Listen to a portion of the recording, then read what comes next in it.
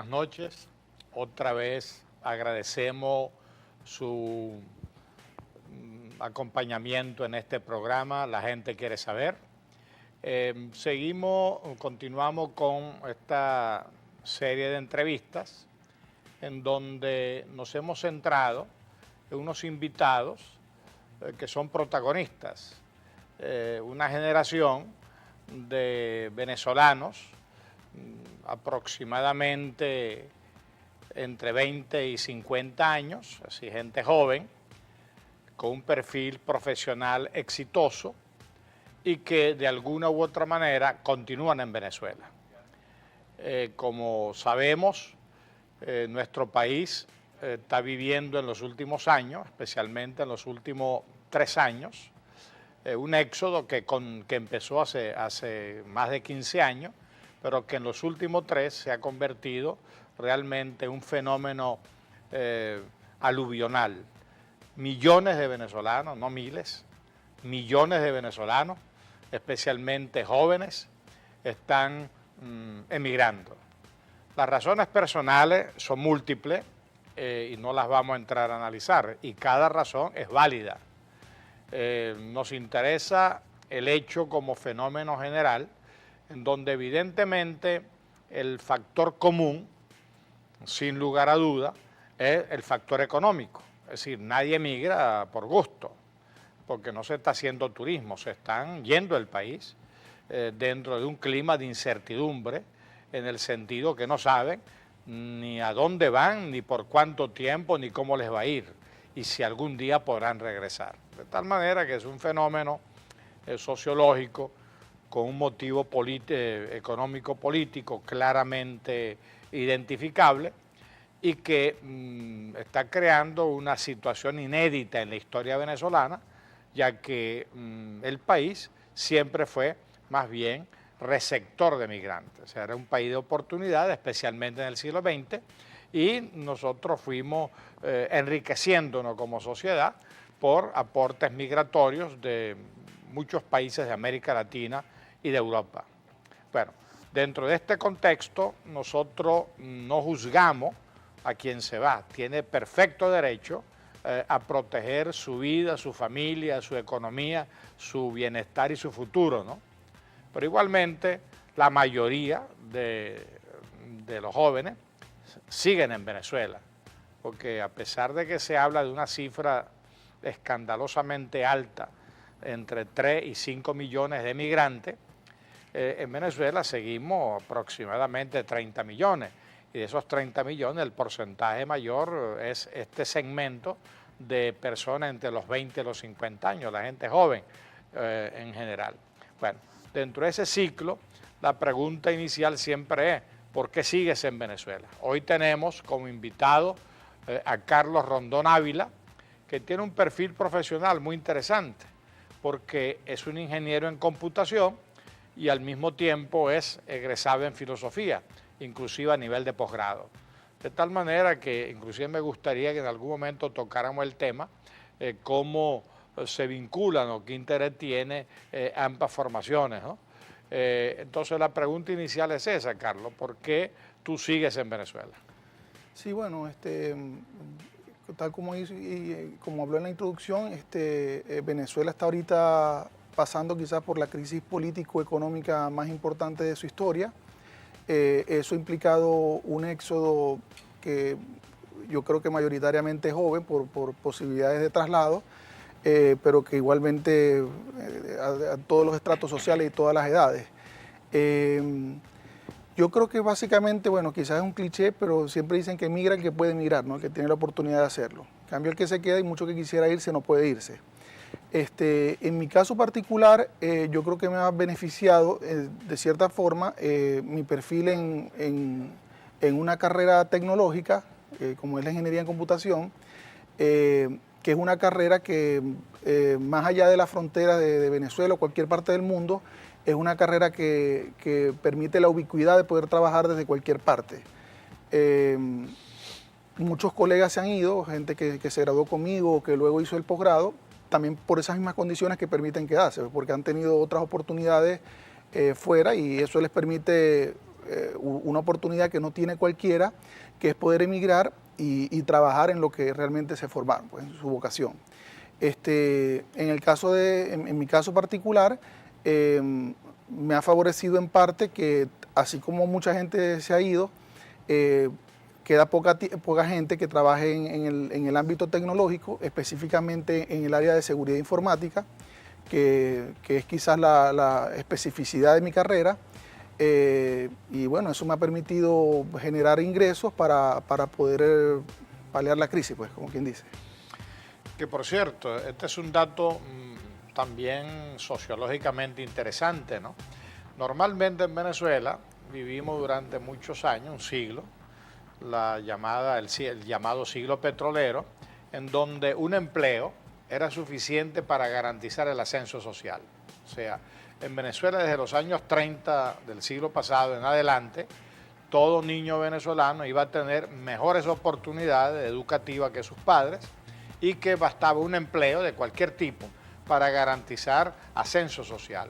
Eso ya no es así. Hoy en día el trabajo, si no tiene ningún valor, el salario ha perdido todo valor, es decir, nadie vive de su salario, si se sobrevive, que no es vivir, y evidentemente le están negado al trabajador prácticamente ninguna expectativa más allá de un mínimo de sobrevivencia, ¿no? Entonces, esa autonomía que dan ciertas profesiones que permiten generar ingresos siendo uno su propia empresa, pues, ofertar su servicio a nivel nacional e internacional. Esa es una realidad que en Venezuela va a dominar, como está dominando en las sociedades avanzadas, y creo que en ese sentido es un mensaje al sistema educativo, ir pensando más en egresar para el empleo, egresar para crear empleo. Yo creo que eso es un cambio de paradigma sumamente importante. En tu caso, y otro detalle que tú decías es que la competencia ha disminuido, por así decirlo, la competencia laboral, ¿no? Bueno, eso también creo que es una oportunidad si asumimos que en Venezuela en cualquier momento tiene que haber algún tipo de transición política. ¿Cómo visualizas el próximo futuro en términos políticos y económicos? Sí, bueno, abordando el primer punto que mencionaba, lo de que yo lo mencioné, de mucha gente se ha ido. Evidentemente, a pesar del éxodo en todas las carreras médicos, la disminución de trabajo ha sido brutal por la contracción del aparato económico. O sea, eso quiere decir que incluso años atrás, en un ámbito más competitivo, porque la economía, a pesar de la crisis política, estaba mejor apalancada, sin embargo, había más oportunidades de trabajo, no solamente en aspectos de trabajo con salario fijo, pertenecer a una empresa, sino incluso para el que se desarrollara en alguna carrera independiente, ¿no? Relacionada al área de tecnología. Básicamente, esa disminución de trabajo, de cantidad de trabajo, ha hecho que precisamente las personas que bien se van a trabajar afuera o las que se quedan, a pesar de que atienden el mercado local, igual tienen que abrirse, porque después viene el otro tema que en términos inflacionarios, generar un ingreso en bolívares, bien sea por sueldo o por trabajo independiente, es insuficiente para cualquier cosa. Entonces, para poder vivir, pues para lo más básico.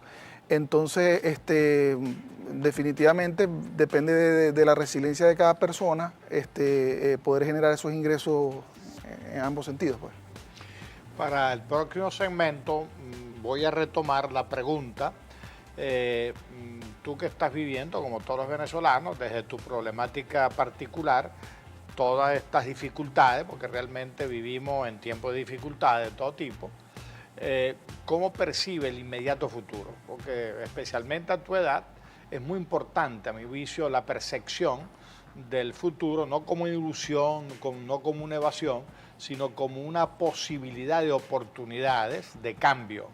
Yo creo que eso es fundamental dentro de un clima de incertidumbre generalizado. Entonces quisiéramos arrancar con ese planteamiento de cómo percibes el inmediato futuro en términos de la crisis en desarrollo política y económica. Perfecto.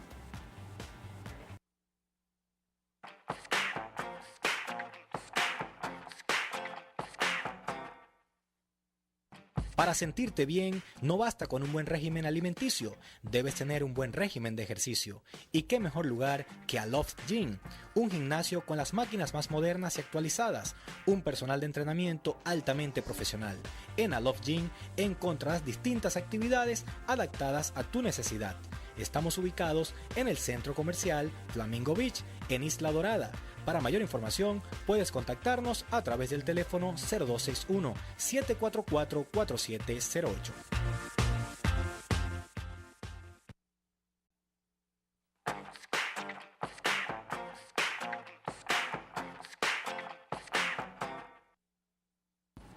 Continuamos con Carlos Rondón Ávila, ingeniero en computación y egresado en filosofía a nivel de posgrado. Carlos, la percepción del futuro inmediato en términos de la situación política y económica. Sí, bueno, quizá en todos los países es así, pero en Venezuela, por la coyuntura que vivimos, evidentemente el desempeño económico que pueda tener el país está fuertemente amarrado al desenvolvimiento político. Salvo que haya algún factor imponderable, algún imponderable en términos políticos, yo creo que en el 2019 lo que va a haber es un agravamiento de todo lo que estamos viviendo, o sea, a nivel de escasez, y no es algo que lo diga yo, sino que es simplemente análisis básico de cualquiera de los economistas serios del país. Y básicamente por vencimientos de pagos de deuda, quizás la catástrofe mayor a nivel de términos económicos, que es la caída de la producción de PDVSA, que eso merma los ingresos del Estado, que prácticamente son los únicos que tiene, y un tema transversal a todo eso, que por eso es que quizás tiene más peso aquí que en otras partes, el factor político, que es que el gobierno, después de 20 años de haber derrochado todo el dinero que entró, no tiene la credibilidad para poder generar lo que llaman los economistas dinero fresco, es decir, préstamo o dinero que provenga fuera de la renta petrolera.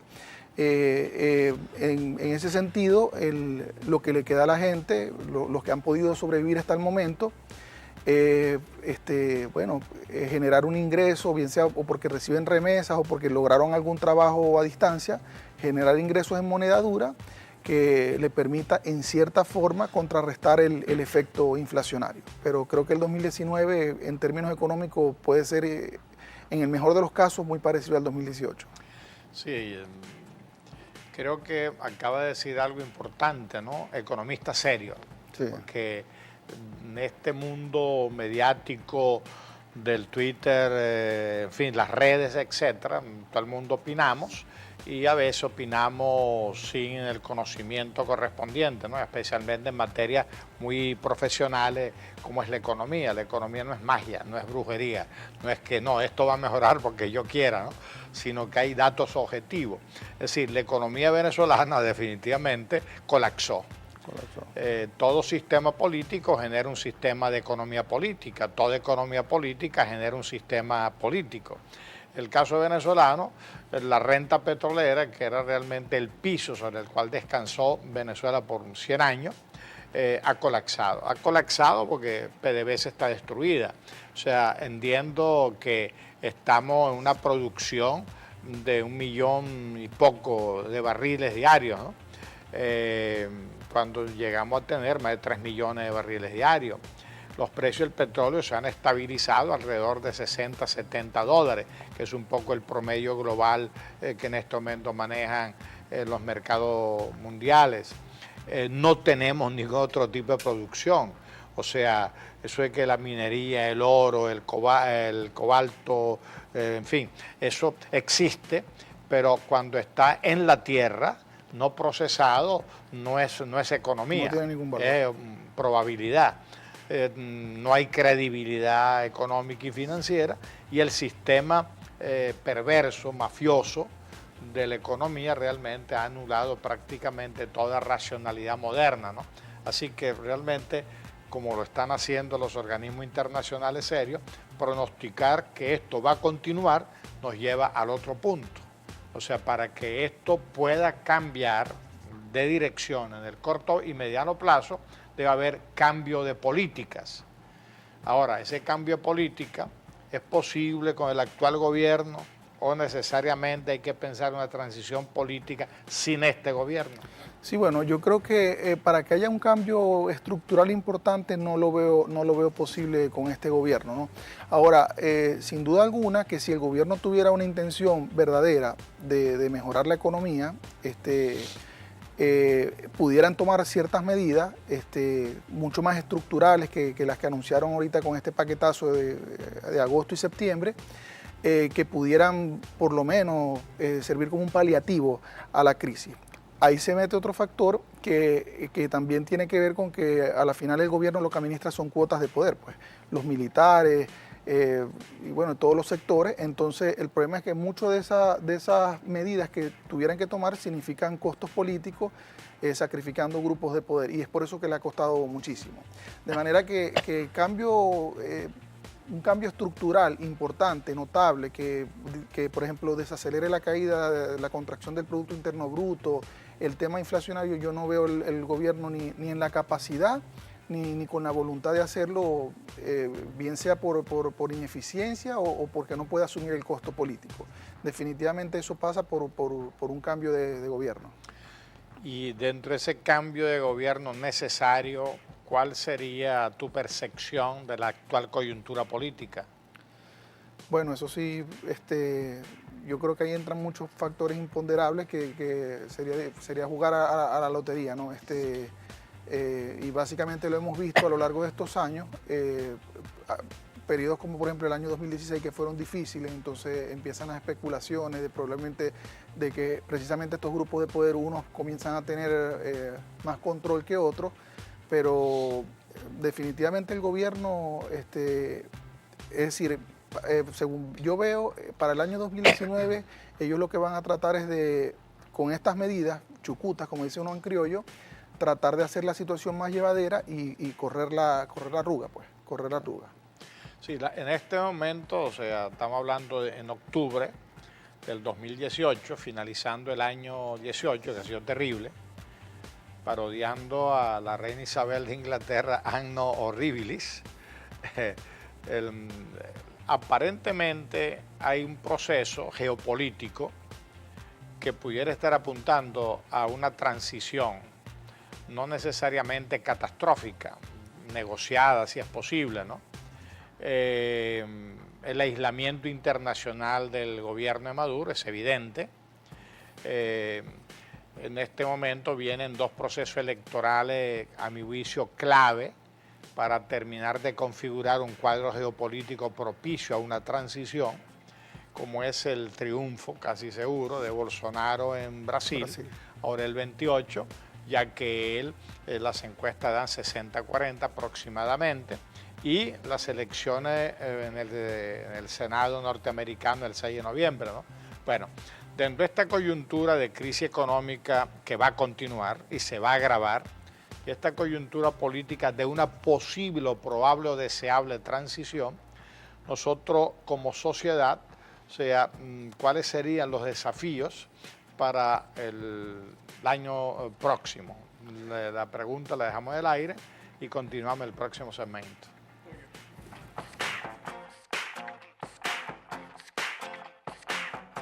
Charcutería y Víveres La Chinita, donde encuentras todo lo que necesitas. Estamos ubicados en el barrio La Chinita, en la calle 113, frente al ambulatorio La Chinita.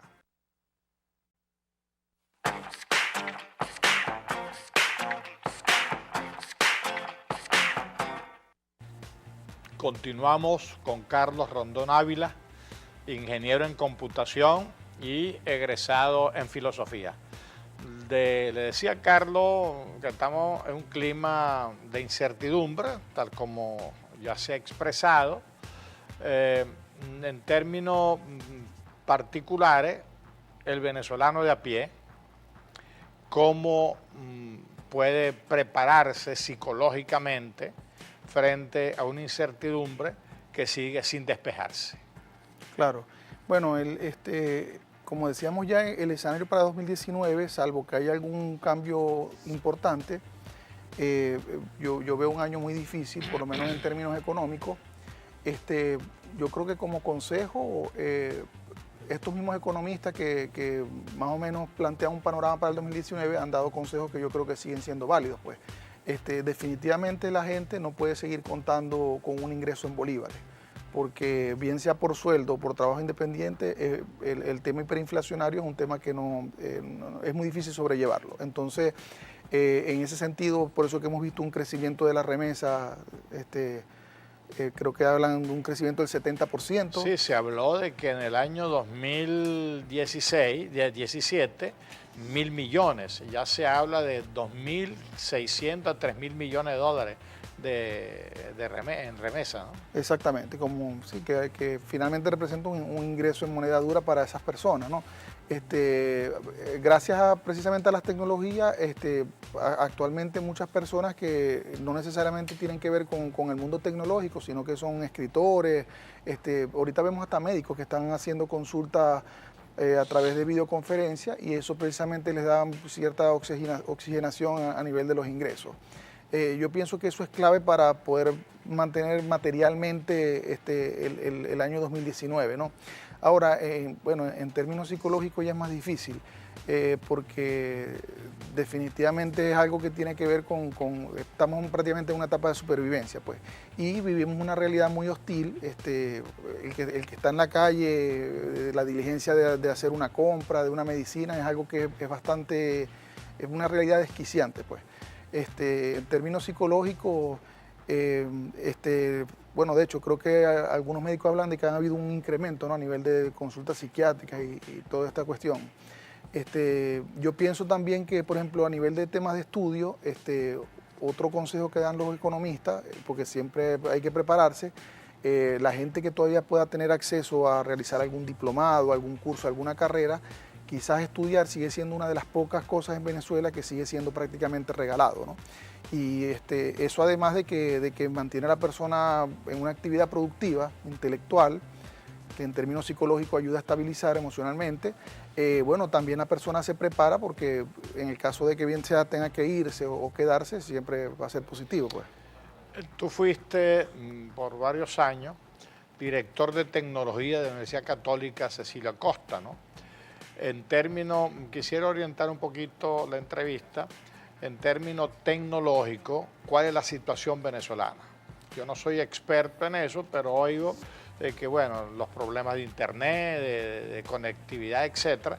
¿Cuál es la situación de Venezuela en este momento? ¿Cuáles son las perspectivas de corto plazo en un mundo que definitivamente se percibe como aceleradamente hacia adelante en materia tecnológica, ¿no? Sí, bueno, a nivel de términos tecnológicos estamos, es decir, estos últimos años prácticamente hemos regresado a la prehistoria, ¿no? Ya hablábamos de que la tecnología es muy amplia, ¿no? O sea, podríamos hablar mucho tiempo de eso. Si, por ejemplo, si nos centramos en el tema de las telecomunicaciones, no es un secreto para nadie que yo creo que de Latinoamérica, quizás del planeta, tenemos las peores redes de telecomunicaciones. Eso tiene varios factores, ¿no? Por un lado, el tema de inversión, que estas operadoras, las operadoras importantes de Venezuela, normalmente recibían subsidios o dólares preferenciales para poder reponer sus equipos. Eso ya no existe, porque si el gobierno no tiene ni siquiera para importar medicina, no le va a dar a la operadora. Y por otro lado, tienen la camisa de fuerza de que no les permiten aumentar precios, entonces ellos no pueden costear esos equipos. Entonces, todo el tema de reemplazo y repotenciación de equipos, eso está estancado. Paralelo a todo eso, está el tema de la delincuencia, que así como sucede con CanTV, que quizás es la empresa más grande de telecomunicaciones que pertenece al Estado, que ha sido un fenómeno de 2 años acá, todo el robo de cables y todo eso, esa misma situación lo están afrontando todas las empresas de telecomunicaciones móviles. Entonces, a niveles móviles, bueno, la gente lo sabe. A poder establecer aquí una llamada de 5 o 10 minutos continuos es casi imposible. Hay que hacer varias veces la llamada. Y, por ejemplo, si nos vamos a otro plano totalmente diferente, que es el sector automotriz, bueno, ya vemos, el parque automotriz está detenido desde hace 5 años. Las personas que han tenido la oportunidad de viajar se dan cuenta que afuera ya hablan de no sé cuánto % de carros eléctricos, disminución de la contaminación, y aquí seguimos con chatarra y dando vueltas sobre los buses. Ahora el transporte público, ni siquiera hay buses para el transporte. Total que hemos regresado a la prehistoria, yo creo que en términos tecnológicos.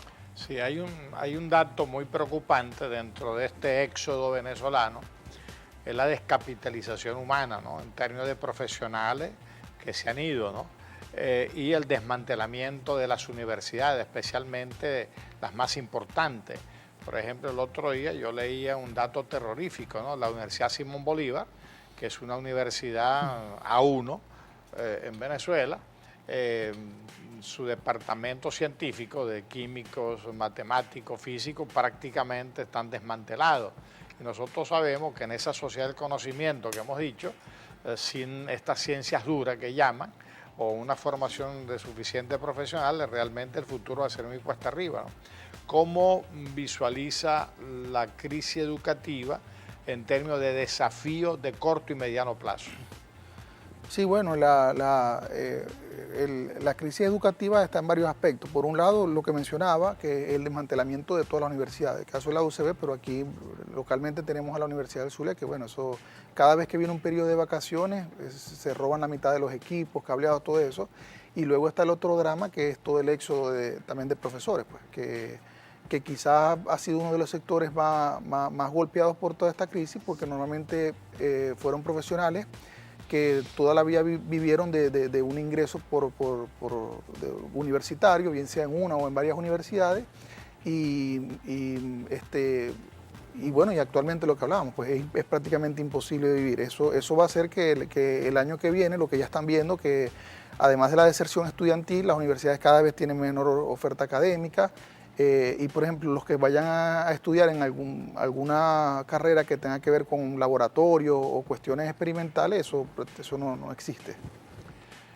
Tú decías algo muy importante, ¿no? O sea, dentro del sistema de sobrevivencia, en este caso intelectual, espiritual, la posibilidad de estudiar.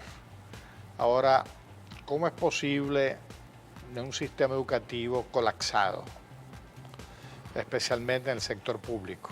Sí, bueno, por eso yo me refería cuando daba como una especie de consejo, no me refería precisamente al sector público, sino a nivel de costo de matrícula, las universidades privadas siguen siendo una de las pocas cosas que todavía es asequible, pues, por lo menos en la correlación en términos internacionales. Y de todas formas, ya saliendo del tema universitario, porque también eso ya sería abordar otro tema, pero en general a nivel mundial hay una crisis con las universidades, pues, porque claro, ya el tema de estar 5 o 6 años estudiando una carrera, dada la realidad actual y toda la convulsión tecnológica, es prácticamente anacrónico. Pero todavía aquí, a pesar de esa disminución, en Caracas, en Maracaibo, hay institutos que bien sea a través de la figura de cursos de extensión, diplomados o cursos técnicos rápidos, cortos, todavía dan la posibilidad de poder crear una profesión, pues, y a un bajo costo. Bueno, yo creo que es importante, frente a las crisis dicen que hay dos posibilidades, o sea, asumirla como una derrota y cultivar la cultura de la queja, o asumirlo como un desafío y tratar de desarrollar creatividad. Sobre este punto volveré en el próximo segmento.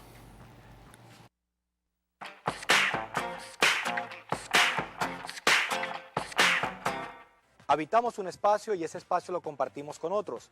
Por eso debemos juntos lograr vivir en armonía entre nosotros y con el ambiente. La Fundación Casa Común es una organización sin fines de lucro que busca incentivar la solidaridad, el respeto y los valores que nos fortalezcan como sociedad, así como promover el cuidado del medio ambiente. Síguenos en nuestras redes sociales. Súmate, porque juntos hacemos más.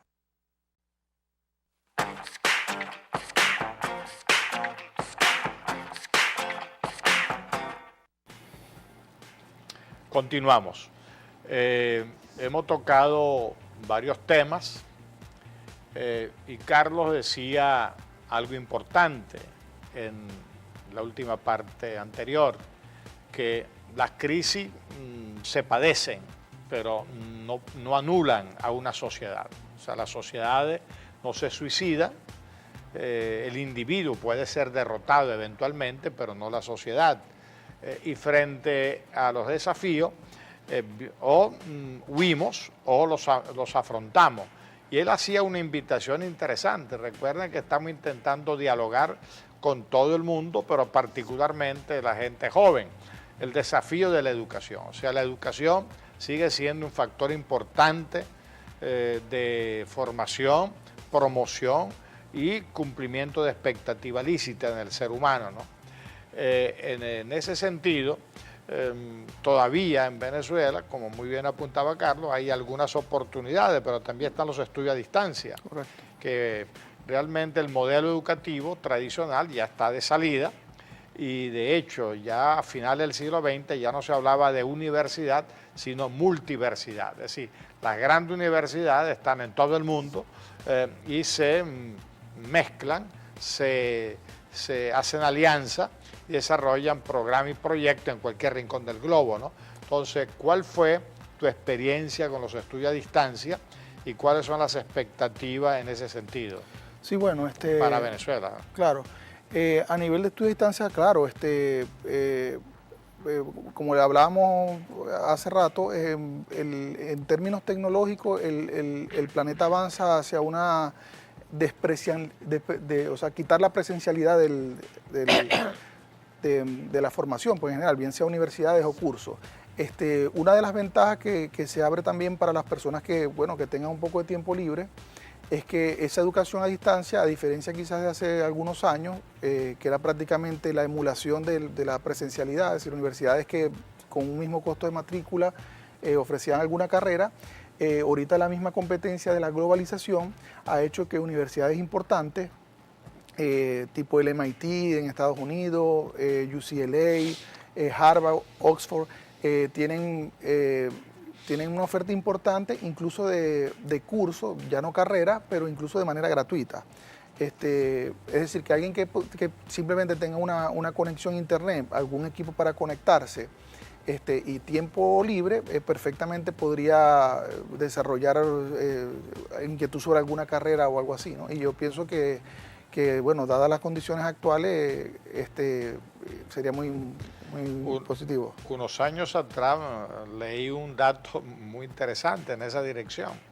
La Universidad de Stanford ofrecía un curso, ofrecía centenares de cursos a nivel global, ¿no?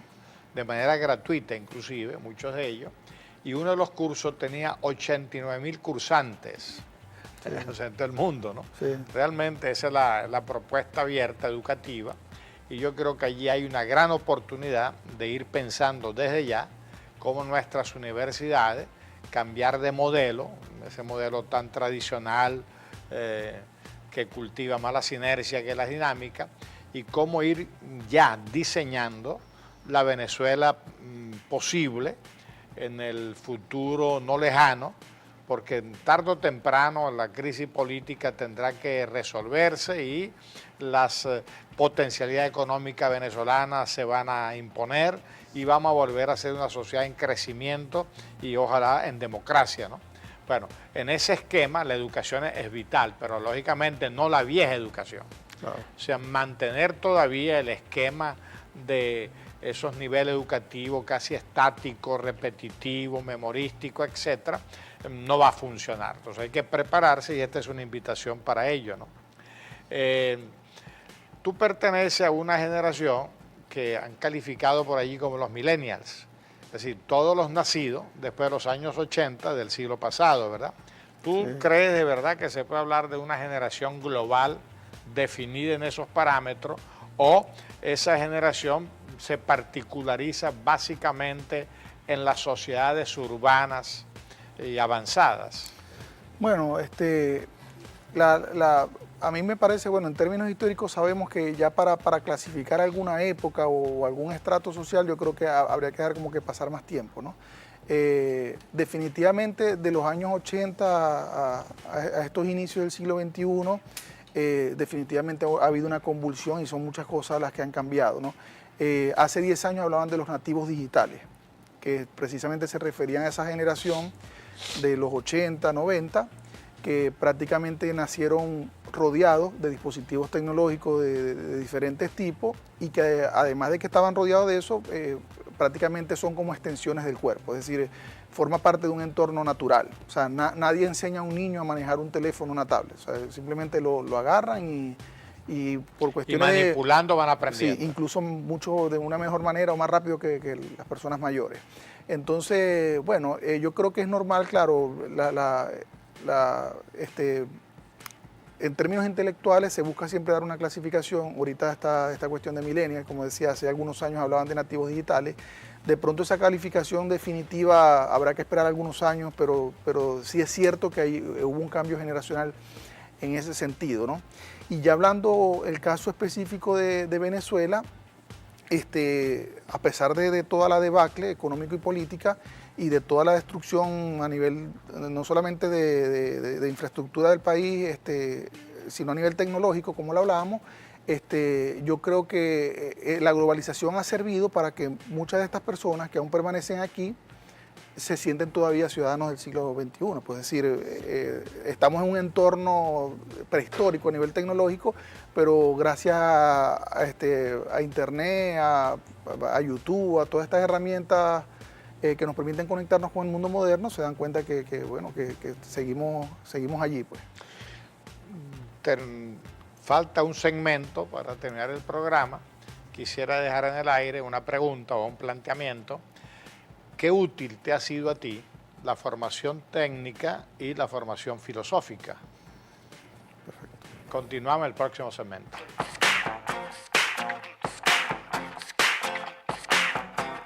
Si deseas comprar, vender o alquilar un inmueble, debes hacerlo con los mejores, los más profesionales y los que garantizarán que tu dinero será bien invertido. Por eso te recomiendo a Maybelis Briñes, tu asesora inmobiliaria. La puedes contactar a través del teléfono 0414-698-9050, perteneciente al grupo RIMAX Milenio.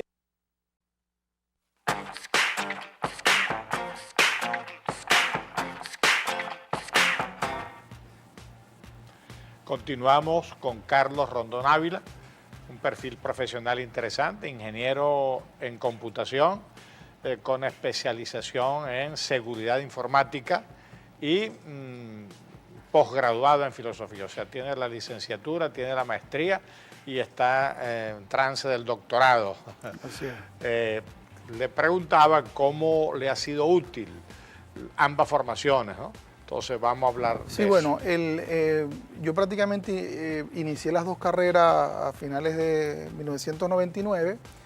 La computación fue más por vocación, porque desde muy pequeño tuve la oportunidad cuando las computadoras eran apenas... Tu papá es ingeniero. Sí, cuando las computadoras eran apenas, bueno, como un equipo tecnológico súper extraño que nadie conocía, yo tuve la oportunidad de tener una y eso desarrolló la vocación de siempre estar vinculado al mundo de la computación.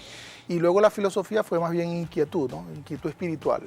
Yo en términos profesionales, es decir, nunca me he desarrollado en términos de dar clases de filosofía y eso. Ahora, a nivel mundial, ahorita con el tema de la inteligencia artificial, sí hay varias personalidades importantes que incluso es gente egresada, bien sea de computación o de alguna carrera tecnológica, y han hecho bien sea carrera o posgrados en el área de filosofía, ¿no? Porque el tema tecnológico, cuando entra la inteligencia artificial, es un tema que bueno, tiene ciertas implicaciones que vinculan ambas carreras.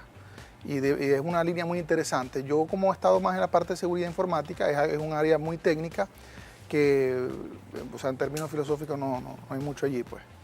Sí, Ortega y Gasset, famoso escritor, filósofo español, no sé si el término le pertenece, yo lo leí en él habló del bárbaro especializado.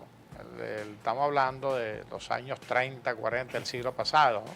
Él visualizaba un profesional técnico muy bien preparado, pero que termina siendo un bárbaro, un poco lo que ha pasado con la medicina, ¿no? Sí. O sea, del médico internista al médico generalista, competente, se pasó al súper especializado, en donde, sí, no solamente cirugía del corazón, sino dinámica del corazón, flujo del corazón, es decir, especialidades y subespecialidades. Eso es una realidad que no criticamos y al contrario, creo que ha sido muy útil, ¿no? Pero en términos de formación personal, quizá la excesiva especialización te hace perder un poco la visión integral de la condición humana, de lo social, de lo político, lo económico. Yo creo que ahí es donde es útil realmente esta formación que pudiéramos llamar humanística, ¿no? Y tiene mucho que ver con la actual sociedad tecnológica, ¿no? Porque sí es cierto que eso es inevitable y es necesario seguir avanzando en la respuesta que la razón y la inteligencia va produciendo, la inteligencia artificial, la sociedad del conocimiento, etc. También es cierto que al final de cuentas el ser humano sigue siendo básicamente el mismo en cuanto a destino existencial. Sí. O sea, hay un nacimiento, una vida y una muerte, ¿no? Y eso tiene más que ver con creencia, valores, antropología, filosofía, que con la técnica o la ciencia, ¿no? Y yo diría que en ese sentido también es otro mensaje para la reforma educativa. O sea, sin descuidar la preparación técnica profesional, también hay que entender mantener el núcleo básico formativo general de las llamadas humanidades, porque definitivamente el ser humano es un ser integral, ¿no? Ya despidiendo el programa, para que tú lo despidas, una reflexión final con respecto, o sea, a tus contemporáneos. Claro. O sea, porque aquí hemos tenido invitados anteriores que hablaban de que, bueno, yo estoy en Venezuela por convicción espiritual, por convicción existencial, por compromiso político, en fin, hay diversos motivos y motivaciones. ¿Cuál sería un poquito la inquietud que tú compartirías con tu generación? Sí, bueno, yo creo que no todo tiene que ser sacrificio, ¿no? Ya abordamos la parte de que, bueno, hay que tomar previsiones a nivel económico, material, para poder llevar el 2019, que es lo que tenemos a corto plazo, pero yo creo que además de las razones que pueda tener cualquier persona para permanecer aquí, yo creo que, por lo menos en mi caso es así, parte de la esperanza de que hay un cambio político que no sabemos cuándo pueda venir. En mi caso voy a llevar mucha ventaja sobre aquellos que se han ido porque somos personas que nos hemos preparado. Ya ahorita hay suficiente trabajo en el área tecnológica producto de que hay muy poca gente que atienda eso. Y bueno, en el momento que haya un cambio político, todo el mundo habla de que debería venir mucha inversión, apertura de empresas, y entonces obviamente tendrán más ventajas los que están aquí. Pues. Entonces yo le diría a esos contemporáneos, independientemente de que estén en el área tecnológica o no, que bueno, luego de tomar esas previsiones materiales que les permitan llevar el año que viene, ir pensando en la Venezuela futura, pues, en esa Venezuela post-chavismo, de pronto no creando una empresa ahorita, pero pensando qué quisieran hacer, cómo pudieran ayudar al país precisamente a la reconstrucción. Ya para despedirnos, desear las cosas, pues suena a magia, ¿no? Suena a brujería, pero yo estoy convencido que cuando se desea algo, se potencia la posibilidad de lograrlo. Ahora, claro, eso no viene solo, hay que trabajar para ello, ¿no? Agradecemos a Carlos Rondón Ávila que nos haya acompañado hoy en este programa como un acto de fe en Venezuela. O sea, no todo es derrota, no todo en negatividad, sino realmente, especialmente a la edad de Carlos y de ustedes, la fe en uno mismo y en el país y en el futuro es fundamental para seguir enfrentando los desafíos que el 2019 nos va a plantear. Muchas gracias y continuamos el próximo domingo.